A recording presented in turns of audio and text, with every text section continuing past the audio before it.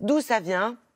On a consulté une chroniqueuse de M Magazine qui s'appelle Guillemette Faure, qui a sorti un ouvrage spécialisé sur la question. Et comment se soigner, si je peux dire? Eh bien, figurez-vous qu'il existe aujourd'hui des coachs en rangement, en organisation domestique. On a rencontré les deux personnes, voilà.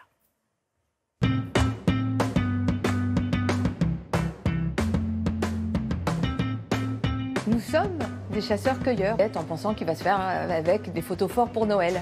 Et nous, on les garde pour ça. On continue à acheter des noisettes avec des promos, 3 noisettes pour le prix de 2, des nouveaux appareils à ranger nos noisettes.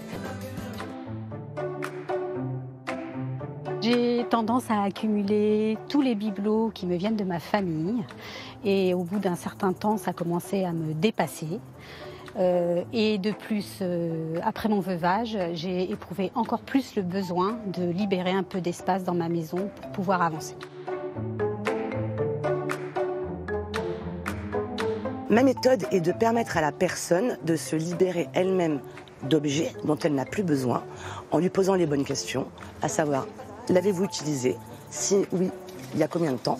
Et sinon, pourquoi le garder? Ensuite, les petits bouchons. Alors ça, c'est des souvenirs, par contre, des petits bouchons, mais... C'est des souvenirs qui vous procurent du bien? En général, oui. Le problème pour notre génération, c'est qu'on arrive en sandwich, après la génération de la guerre, qui a connu les privations et qui stocke tout.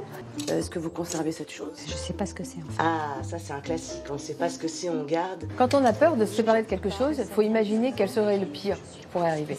À moins de 20 minutes de chez soi et qui coûte moins de 20 €, eh ben, c'est pas la peine de le garder. Est-ce que vous allez le reporter?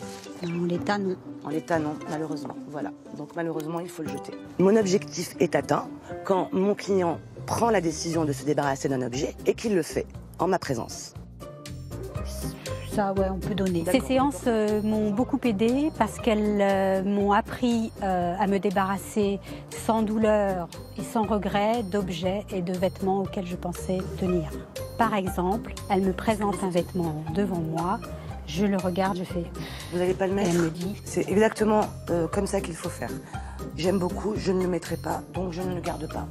Et je le donne à une personne qui va en profiter. C'est bien, bravo Catherine.